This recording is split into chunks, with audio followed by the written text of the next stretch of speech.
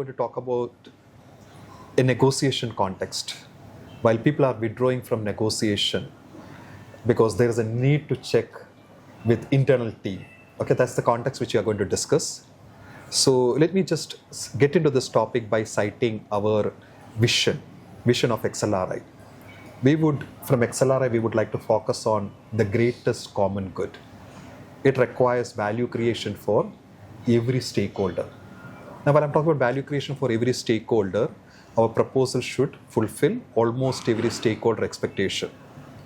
Unless we are able to get the support of the strongest coalition or the person who's going to make the decision, we won't be able to finish the deal.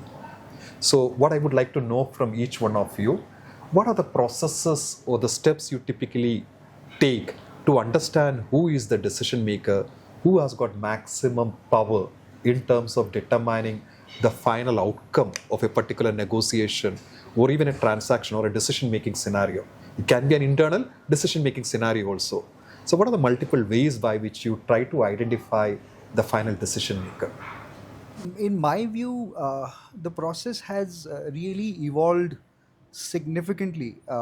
From a business standpoint, I hear and I always see that today organizations are not dependent on one decision maker.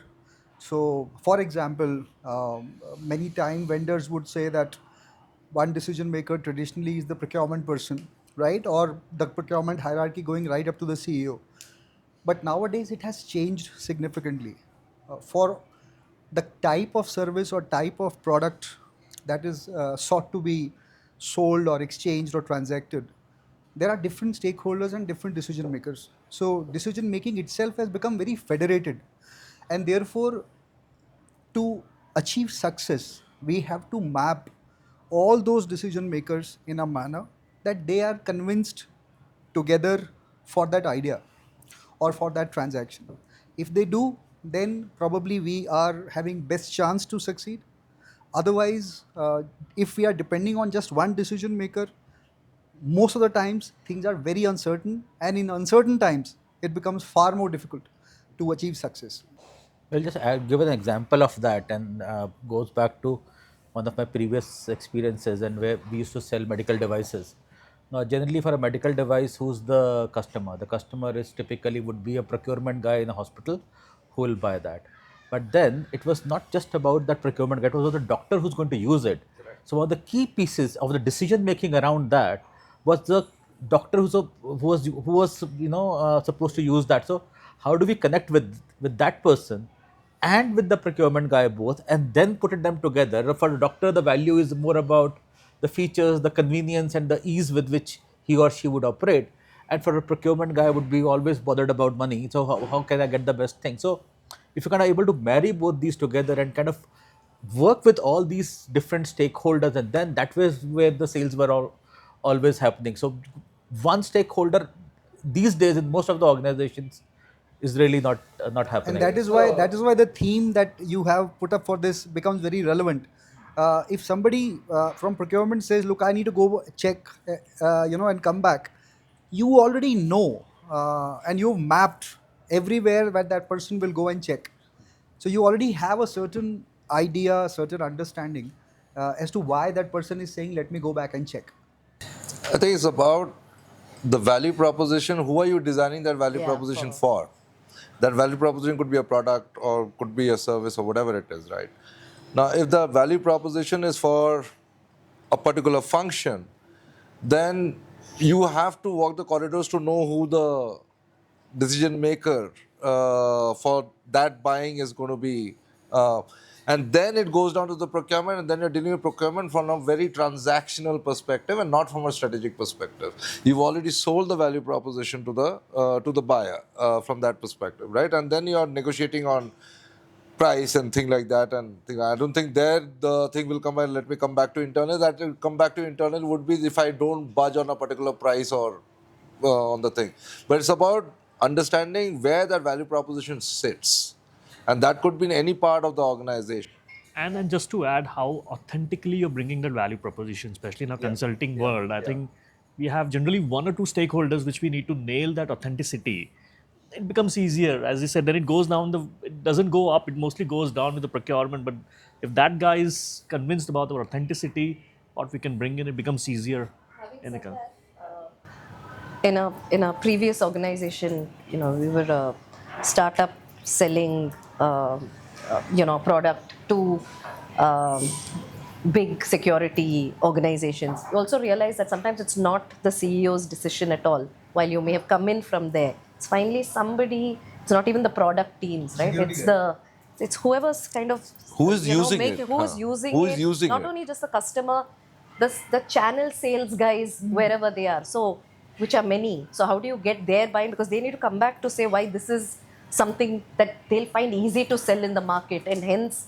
So many times, I see that it's not even at the top, the decision making. So it's how are you working right through the chain to build those negotiations to make it happen. Somebody at the top can only open the doors for you, by the way. Open the doors. After that, You have to actually convince the person who is actually going to use it, because a senior guy will not bypass the recommendation of the person below that, because who's using it ultimately, for him or her, it's more about the fact that you have to deliver me the value. So you have to be convinced about it. They will not push anything from the top. So that person becomes very critical. Sometimes many people don't understand and how that. do you identify that? I think Who's that's that? the knack, Right. to find that. I'll put it in a different way, because we are from the business side, and this negotiation is like a every day, every hour job. So it is not like you have once in a blue moon you can do it. So when it's a negotiation, so when I interact with the team also, we define very structured way that how to do the negotiation. The first and foremost is we need to categorize our, let's take the example, this is related to external side. One is internal and second is external. You need to categorize the customer and all the stakeholders within the customer side into different buckets. One is called endorser, second is called decider, third is called coach, fourth is called user.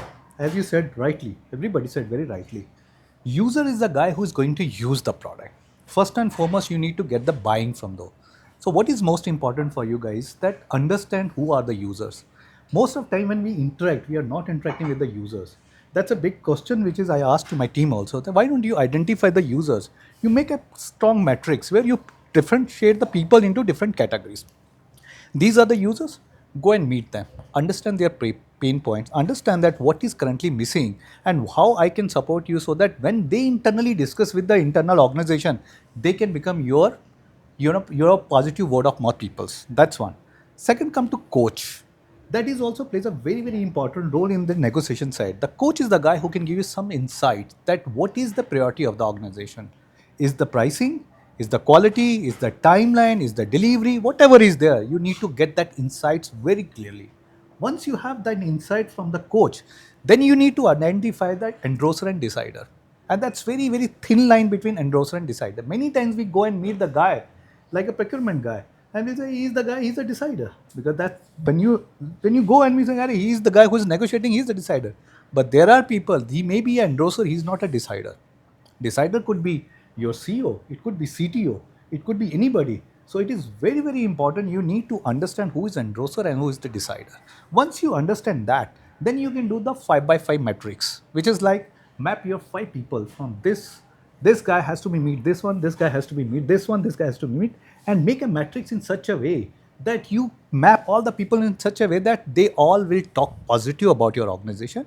And when we go and negotiate, that time you'll talk about value, the point which you talked about, not about the pricing.